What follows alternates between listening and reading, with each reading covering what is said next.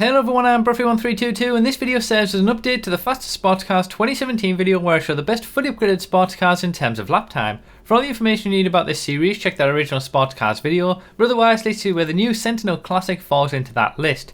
And it's not too bad. Obviously you can see here we've got the Falira in 21st place with a 105.659, and then just ahead of it we have the Sentinel Classic which falls into 20th place with a 1 minute 5.499 lap time. So that's actually not too bad, but it's a bit of a shame that it is in the sports class. Obviously we've got the Infernus Classic, the Cheetah Classic, the Turismo Classic. All of these brand new classic style vehicles have been put into the sports classics class, and it's a shame that the Sentinel Classic hasn't continued that trend really, which you would think it would, you know, just from it makes sense with the name and the type of car that it is in comparison to the others.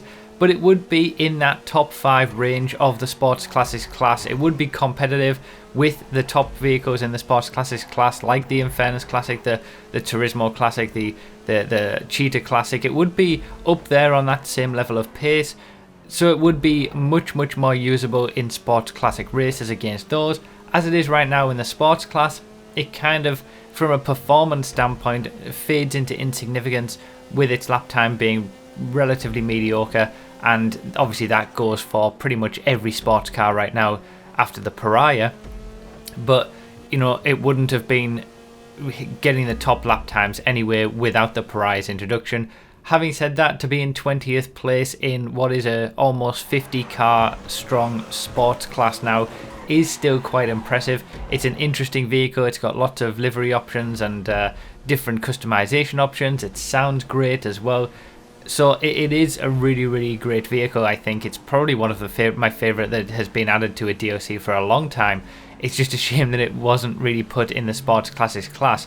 Its off-road traction loss statistic is 1, which is the same as almost all of the regular cars in the game, so it doesn't do any better in an off-road situation than any other cars. So, you know, in comparison to things like the Omnis, the Tropos, the new Comet Safari, it might be relatively similar for you know, rally races like that. It might put itself into that group because although it's going to be quicker than them in an on-road situation, it will be slower than, you know, things like the Omnis, the Tropos, the Comet Safari when you take it off-road. So it might be balanced in that way, but overall it's kind of just a fun car to have and upgrade and drive around in, even if it's not going to be doing anything special in races.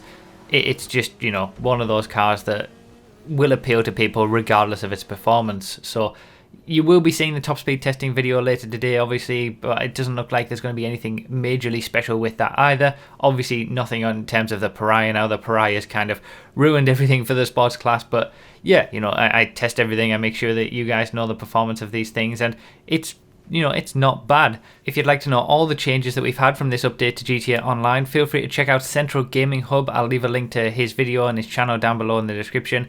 He goes over everything in really professional videos. Every time we get an update, goes over all the new game modes, everything that's changed. Feel free to check him out. He does really great videos. I highly recommend. So that's pretty much it. Remember to read the description for more info, comment with your thoughts, like the video if you enjoyed or found it helpful, and subscribe for more. Thank you all so much for watching. I really do appreciate it, and I'll see you next time.